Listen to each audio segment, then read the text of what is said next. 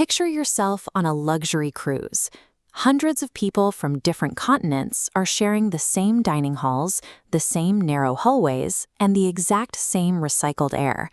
You are floating in the middle of the ocean, isolated from the rest of the world. Then, a single passenger starts to cough. Within days, that one cough cascades. More passengers collapse from a sudden, severe inability to breathe. The ship quickly transforms from a vacation paradise into a floating quarantine zone. This is a microscopic view showing the spherical structures of the invisible culprit responsible for the lockdown, the Hantavirus, a rare and deeply feared member of the Hantavirus family. When a pathogen like this gets trapped inside a sealed environment, the danger multiplies. Passengers are sealed inside a closed loop with an invisible killer, turning shared air into a constant threat. Look closely at this wild rodent in the brush. For decades, biology dictated a strict rule. Hantaviruses only spread from rodents, like this one, to humans, usually when a person inhales dust contaminated by their droppings or urine. As this diagram shows, standard infections stop right there. The human body is supposed to be a dead end. The virus simply cannot jump from an infected person to someone else. But the Andes strain evolved to bypass that limitation, achieving direct human-to-human transmission. It spreads through airborne respiratory droplets. A cough, a sneeze, or simply close physical contact is all it takes for the infection to leap from one host to the next. This human-to-human capacity is what forces international monitoring from organizations like the World Health Organization. A virus that can leap between people creates a risk profile that local containment measures aren't always built to handle. Here we see a microscopic simulation of the virus entering the host. Instead of triggering a general systemic alarm, these particles bypass your initial defenses and launch a highly targeted assault directly onto the lungs. During its incubation phase, it wears a disguise. You will experience a high fever, intense splitting headaches, and deep muscle exhaustion, symptoms that mimic a severe but typical case of the flu. Because these initial warning signs are so common, doctors cannot make an accurate early diagnosis based on symptoms alone. The biological camouflage works perfectly. By the time you realize it's something worse than influenza, the pathogen has already multiplied beyond control.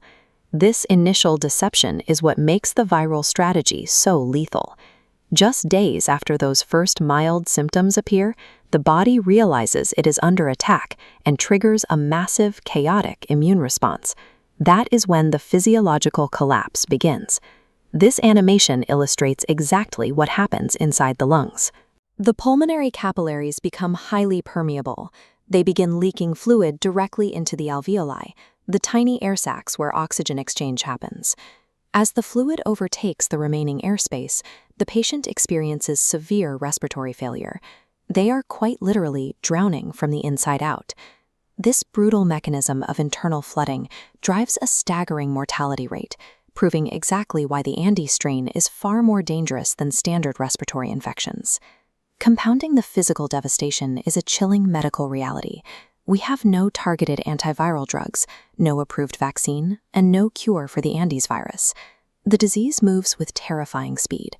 A patient might wake up feeling slightly fatigued and find themselves fighting for their life in an intensive care unit by nightfall. Look at the equipment here.